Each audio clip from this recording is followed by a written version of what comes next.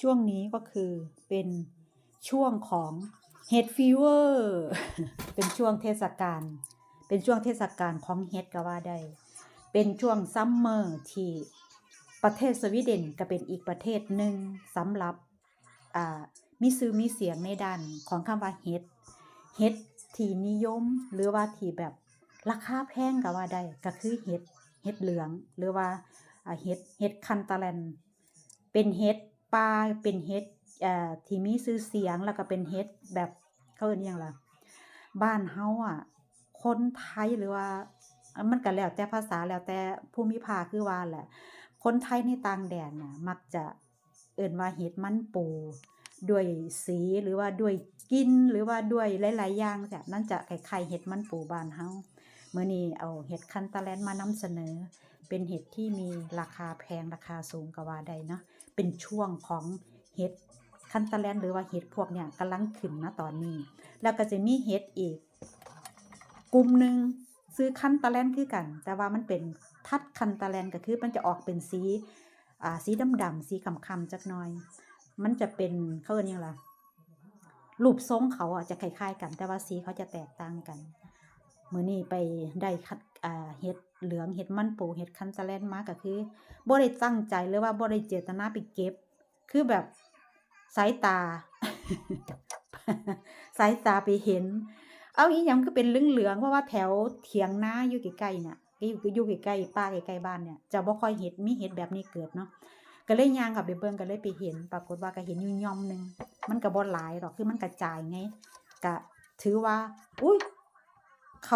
ขาใหญ่ขนาดนี้แล้วบ่นึกว่าเห็ดมันยังบ่ออกไงเพราะว่ามันเป็นช่วงที่ฝนกำลังตก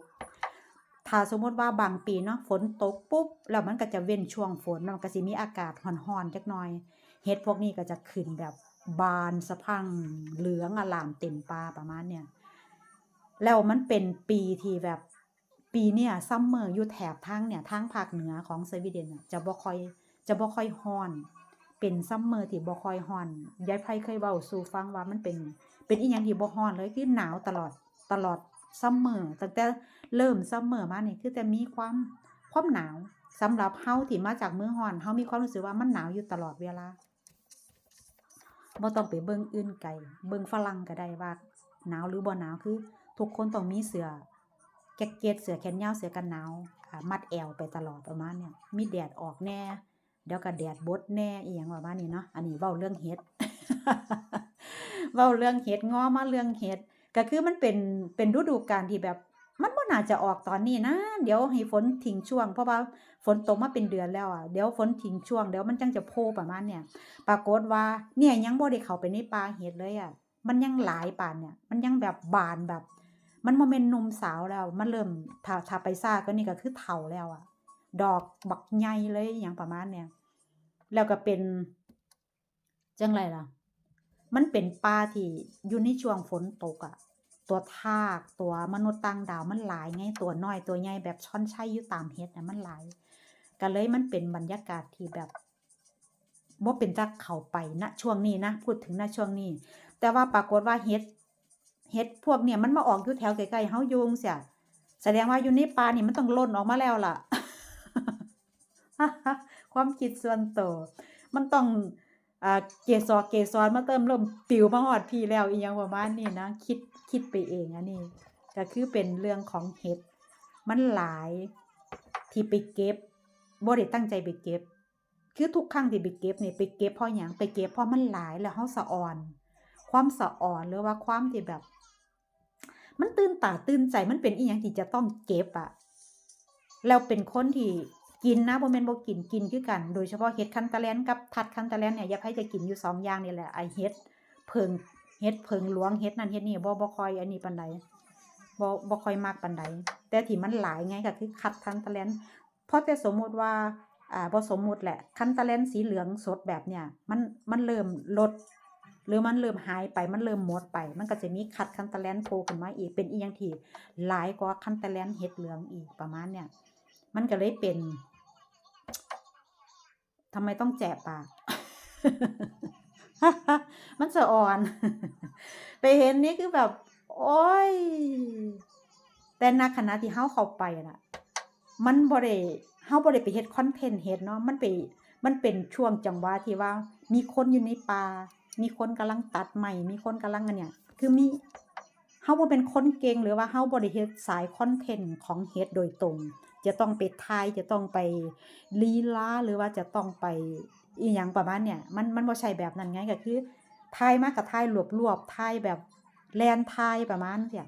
ฝนตกแหน่เสียงปืนแหน่เสียงนั้นเนี่ยคือเป็นอิหยังที่ระแวงบ่ได้แบบ มันบ่ได้แม่นมันบ่แม่นป่าลึกพร้อมนะบ่แม่นป่าที่บางหม้องเขาเจ้าก็สิมีป่าที่ว่าไอ้คนไทยไปพ้อไปพ้อหมีอิหยังอะมันจะบ่แม่นป่าแบบจังซั้นไงมันเป็นป่าแบบเนี้ยที่ยายไผเคยพาไปเบิ่งเนี่ยมีถนนหนทางมีคนตัดไม้อิหยังประมาณจั่งซี้มันเป็นป่าแบบเนี้ยอยู่ใกล้ๆหมู่บ้านใกล้ๆทางคนไปคนมาเนี่ยจะไปแค่นี้บ่ได้เข้าลึกไปปานนั้นแล้วก็เก็บมาเฉพาะแบบ มันใหญ่แล้วอะมันใหญ่แล้วมันสมควรสิเก็บมันก็เลยเก็บมาน่ะก็ดอกก็ประมาณนี้แหละเป็นการเก็บมาแล้วเฮ็ดให้มาเป็นภาระเจ้าของต้องมานั่งทำความสะอาดต้องมานั่งปัดต้องมานั่งจะมันเป็นการทำความสะอาดเฮ็ดที่บ่คือบ้านเฮาเนาะบ้านเฮาเก็บเห็ดมาต้องมาล้างน้ำอิหยังจ้ะแต่เฮ็ดอยู่นี่คือมาปัดฝุ่นแค่ปัดฝุ่นออกแล้วก็ตัดพวกนี่แหละ พวกรากพวกอิหยังเขาออกพวกที่มันเป็นเศษไม้เศษหยังออกแค่นี้นี่คือการทำความสะอาดแล้วก็เขาจะเอาไปเฮ็ดหยังล่ะจะเอาไปเฮ็ดปรุงอาหารแบบต้มแกงหรืออิหยังเสียก็แยกไว้ต่างหากหรือว่าเขาจะฉีกแบบนี้ก็คือเอาไปตากแห้งหรือเอาไปอบแห้งแล้วก็เก็บเป็นอ่าเอาไว้จะกินระยะยาวๆช่วงที่มันบ่มีเพราะว่าเห็ดพวกนี้เนี่ยถ้ามันฉีกแบบนี้แล้วอะ ถ้าอยู่ในห้างนี่มันกิโลหนึ่งมันก็เบาเนาะมันจะแพงไงแต่ก็บ่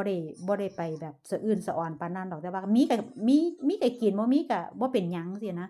บ่ได้มักปานนั้นก็คือที่ไปเก็บหรือว่าไปถ่ายมาลงหรือว่าไปนั่นคือไปด้วยความสะออนเป็นอิหยังที่มันสะออนมันหลายเนี่ยเฮ็ดคันตะแลนแบบรุ่นเนี่ยรุ่นนี้คือแบบโตเต็มที่แล้วถ้าปล่อยไว้ก็คือมันเขาก็จะเฒ่าเขาก็จะเหี่ยวเฉาหรือว่าเป็นพวกอาหารของแมลงของสัตว์ตัวเล็กตัวน้อยอิหยังประมาณเนี่ยก็เอามาเว้าสู่กันฟังว่าเห็ดสวีเดนที่ขึ้นชื่ออีกอย่างหนึ่งก็คือเห็ดนี่แหละเห็ด Cantaloupe เห็ดเหลืองเห็ด